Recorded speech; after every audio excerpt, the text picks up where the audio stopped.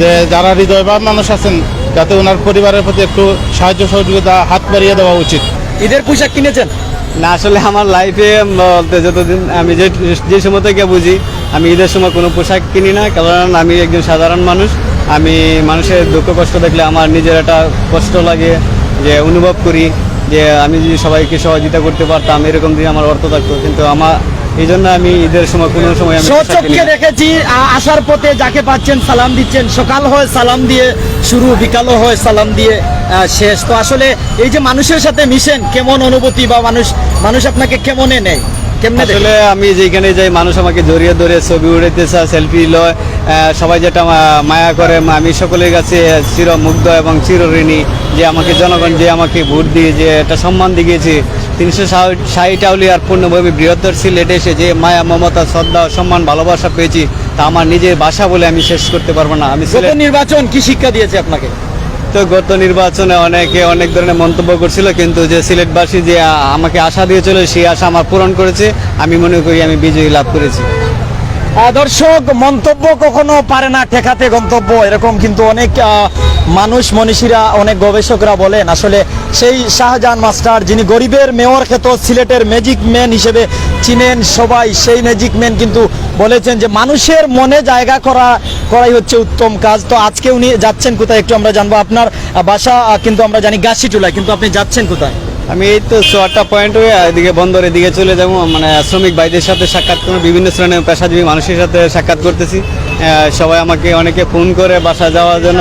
আমি বললাম যে বাসা আসা লাগবে না, আপনারা যে যেখানে আছেন ওইখানে গিয়ে আমি সবার সাথে সাক্ষাৎ করবো একটু ইনশাআল্লাহ। আপনার চাকরি বা আপনার পেশা যদি জানাতেন, কি করে আপনার পরিবার চলে? এই তো আমি আগে জেলা জীবিকা নির্বাহ করতাম, ওষুধ সাপ্লাই দিতাম, মোমবাতি বিক্রি করতাম, কলম বিক্রি করতাম, ব্লেড বিক্রি করতাম। আমি এগুলোই পাশাপাশি করছি এবং প্রাথমিক সেবা দিই।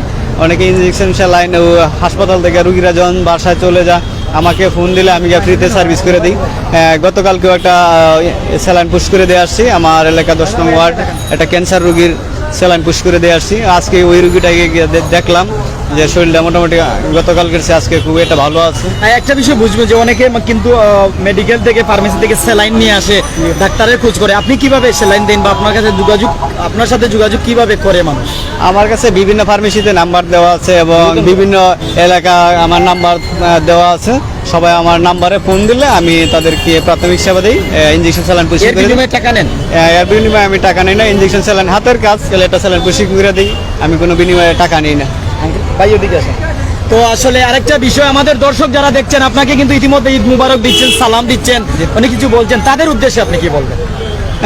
আসসালামু আলাইকুম, আবার বলছি প্রিয় সিলেট আমাদের গরিবের মেয়র, ওনার সাথে একটু কুশল বিনিময় করি। আর উনি হচ্ছে একটা আলোড়ন সৃষ্টি করতেন সিলেট শহরে। যে মানুষ অনেক কথাবার্তা বলেছিল, অনেক মন্দ কথা বলছিল, অনেক কটু কথা বলছিল, কিন্তু উনি থেমে যাননি। উনি যে আলোড়ন সৃষ্টি করছেন, যে 29,000+ ভোট পেয়েছেন, এটা কিন্তু চারটিখানি কথা নয়। এই হিসাবে ভাবলাম যে আমি আমার অত্যন্ত মায়ার মানুষ, ওনার সাথে একটু দেখা সাক্ষাৎ করি, কুশল বিনিময় করি। আসলে দর্শকদের উদ্দেশ্যে কি বলবেন যারা সেলফি তুলতে ব্যস্ত, আর অনেকে কিন্তু উনার খোঁজ খবর নেই? এই ঈদে উনি কিন্তু কুরবানি দিতে পারছেন না।